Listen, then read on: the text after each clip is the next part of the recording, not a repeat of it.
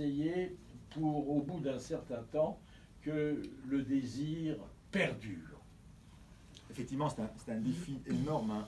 Eh bien, vous avez déjà donné une partie des réponses, c'est qu'il y a ce côté un petit peu d'être imprévisible, de garder une part de mystère, et puis de se dire que le désir amoureux sexuel, ça ne tombe pas du ciel. Trop d'hommes et de femmes, surtout les femmes, s'imaginent que le désir, ben voilà, tout d'un coup, hop, j'ai du désir pour mon compagnon, et là j'ai envie de lui faire l'amour. Ben, on peut l'avoir à 15 heures, et puis plus l'avoir le soir quand le moment est venu. Donc le désir, ça se construit, c'est de dire, ce soir, je planifie, j'ai pas peur du mot, qu'on va essayer d'avoir un rapprochement intime et je vais construire le désir, y penser, imaginer. C'est-à-dire vous annoncez à la partenaire que c'est ce soir ou c'est demain. Parfois c'est bien annoncé, tout à fait. Ce qu'on appelle la bande-annonce, quoi. Voilà, c'est la bande-annonce, c'est le programme. C'est le menu, c'est un peu comme au restaurant, vous avez un menu, vous avez l'eau à la bouche. Elle peut se préparer bien mentalement et on peut se raser en dessous des bras, physiquement, être en meilleure tenue que la surprise, parce que les surprises c'est bien de temps en temps, mais parfois, quand on s'y attend pas, ça fait un choc. Hein. La surprise, c'est aussi parfois de rien faire du tout. Hein. Ben, malheureusement, dans des couples un peu établis, c'est plus une surprise, c'est le quotidien, on peut rien faire du tout. Il y a la loi de l'acquis, c'est-à-dire que après un certain temps, quand on a l'impression que l'autre nous est totalement acquis, malheureusement, la plupart des humains font plus de gros efforts pour séduire. Pourquoi séduire quelqu'un qui est acquis? Et c'est une erreur que commettent beaucoup de couples, c'est qu'on est très amoureux, on veut dire, écoute, voilà, je suis à toi à 100%, à 100%, à 100%, donc on est complètement acquis, et quand on est complètement acquis, l'autre ne fait plus d'efforts pour vous séduire. Il faut refaire la conquête tous les soirs, quoi. Ben, peut-être pas tous les soirs, mais il faut toujours au moins faire comprendre à l'autre que vous ne lui appartenez pas à 100%. Parce que sinon, voilà, c'est un peu comme une voiture qui est dans son garage et que finalement on la néglige à la fin parce qu'on est là et on ne s'en occupe plus. Il faut vraiment vous dire que votre partenaire, il n'est pas acquis. À tout moment, il peut vous quitter. Alors, vous dites, le temps est cyclique et spiralé. Qu'est-ce que ça veut dire? Ben, c'est-à-dire qu'on a un peu cette idée, nous les Européens, que le temps c'est comme une espèce de continuum, une espèce de ligne du temps. C'est le temps qui est spiralé, c'est pas le sexe.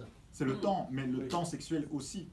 C'est-à-dire qu'il y a des cycles, il y a des moments, typiquement dans un rapport sexuel, ben, il y a le moment, le désir qui vient, puis il y a une excitation, puis il y a la jouissance, un assouvissement, et puis il y a une absence de désir, puis le désir revient. C'est pas, on a vraiment cette vision en Occident que le temps est comme une espèce de ligne du temps. Il y avait ça à l'école, je me souviens, il y avait l'Antiquité, le Moyen-Âge, etc. Eh bien non, c'est que les choses, c'est comme les saisons reviennent. Alors, plusieurs moments pour prouver sa flamme à la personne avec laquelle on va sauter la nouvelle année. Eh bien justement, je dirais, c'est d'être un petit peu en avant que les invités arrivent, quand ils partent ou pendant qu'ils sont encore là.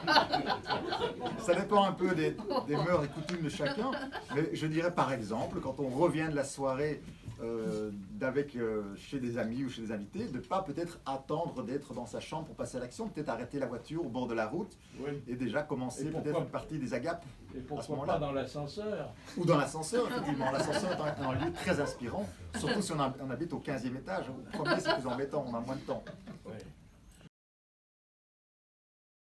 Mais en fait, dans la Constitution américaine, il y a le droit au bonheur. Mais je crois que c'est Franklin Roosevelt qui disait que oui, vous avez le droit au bonheur, mais le chemin pour y parvenir, ça vous appartient. Et moi, je dirais oui, il y aura le droit à l'orgasme, mais c'est votre choix de vouloir y arriver ou pas, et vous êtes libre.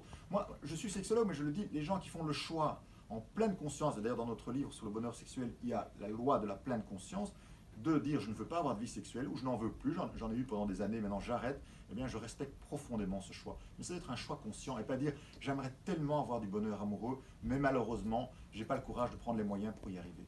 Ouais. Enfin, dernière question, un peu plus personnelle. Est-ce que vous confirmez que le chauve est, sur le plan sexuel, quelqu'un de tout à fait performant? Surtout les rasés. Les rasés de presse sont sexuellement très performants, c'est bien connu. C'est effectivement un signe, si vous voyez un homme effectivement qui est le crâne très très rasé ou chauve, ayez confiance, c'est probablement un bon coup. Alors, voilà. Bon, c'était une blague, hein, attention, pour ceux qui n'ont pas compris. Ça ne veut absolument rien dire.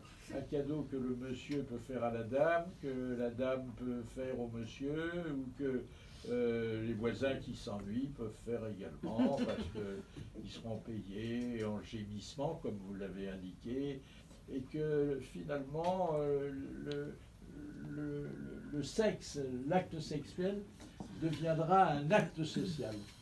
Ça a toujours été un acte social. Même chez les primates, c'est un acte social. C'est une illusion de penser que c'est juste un acte de reproduction. Même les primates supérieurs qui sont proches de l'homme ont des rapports sexuels, pas pour se reproduire, mais pour justement tisser des liens sociaux. Donc la sexualité est en premier lieu un acte social. Quand on fait l'amour avec quelqu'un, c'est un partage avant toute chose. C'est un partage social de rapprochement, c'est un témoignage de sentiments ou pas. C'est en tout cas quelque chose qui est très très social en fait, l'acte sexuel. Voilà, merci docteur, je vous souhaite une bonne année et je vous souhaite à tous ceux qui vont vous lire d'avoir le livre d'une main et de l'autre.